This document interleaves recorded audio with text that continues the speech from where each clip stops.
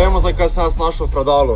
Stari, neuporabni telefoni. To mislim, da so celo še uporabljali naši babice, detki, to že pol naši starši. Ja, tu pa smo že bili mi. In kaj imajo vsi ti telefoni skupnega? Ja, da so telefoni, ja, da ne delajo. Skupno je to, da je to ena navadna svinjarija, ker so to elektronski odpadki, ki so totalno neuporabni doma in se samo prah gor nabira. Glej to, dejansko.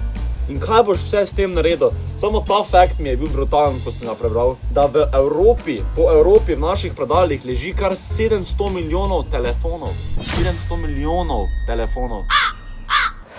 Kaj ti veš, da nas je približno 500 milijonov v Evropi? Več telefonov neuporabnih je doma v naših predalih kot pa ljudi v Evropi, kar je kar crazy. Sigurno imate doma nek tak star računalnik, ki je totalno neuporaben in tukaj noter v komponentah lahko najdete različne težke kovine, naprimer kadmij, živo srebro, litij in podobne kovine, ampak tu not lahko tudi najdeš res nekaj čist malo zlata. Tako da največji problem je tu, da mi te vse težke kovine uvažamo iz drugih držav v Evropo, torej plačujemo za njih, medtem ko jih imamo v starih napravah. Realno bi to reciklirali, ven pobrali in to še enkrat uporabili, da dobimo naprimer ta računalnik ven. En primerček. In kako lahko ti pomagaš rešiti ta problem? Je enostavno vržeš stare naprave v smeti. Ne, čista napaka. V tem primeru je dosti boljše, da telefon pustiš kar doma v tvojem predalu, boš s tem naredil kar manj škode, drugače pa imaš posebej zbirne centre za to, imaš tam prav del za elektronske naprave, kar tam ga bi vrži. Se spomniš pred leti, ko je prišla ven serija enih telefonov, ki je bilo nekaj narobe z njimi, pa so kar nenadoma eksplodirali? No, ta mala baterija lahko zažge celi smetarski kombi.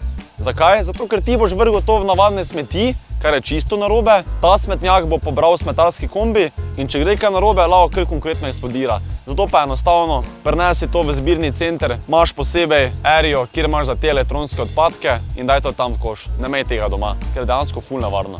Kaj smo se danes naučili? Naslednjič, ko boš imel tvojo staro napravo z novo napravo, stare ne smeš vreči v koš in ne smeš je imeti doma po nekih predalih, ker to so samo navadne smeti. Enostavno idi na zbirni center in tam lepo recikliraj, ker imamo posebej delež za to. Zame dobro poslušaj. Če pa telefon še slučajno dela, pa ga enostavno prodaj pa zasluži. Pa by the way, to ne velja samo za telefone, to velja za pametne ure, za tablice, za računalnike, za monitore, za absolutno toaster, za čisto vse, baterije, vse. Ampak glej, to je bilo to za današnji video. Ne pozabite se subscribati, lajkajte ta video, pa spodaj poleg lajka imate gumb hype. Tisto lahko stisneš 3-krat. Najlepša hvala vsem, pa bojite dobro. Video pride kmalu. Ajde, čau. Več telefonov neuporabnih je doma v naših predalih kot pa ljudi v Evropi, kar je kar crazy.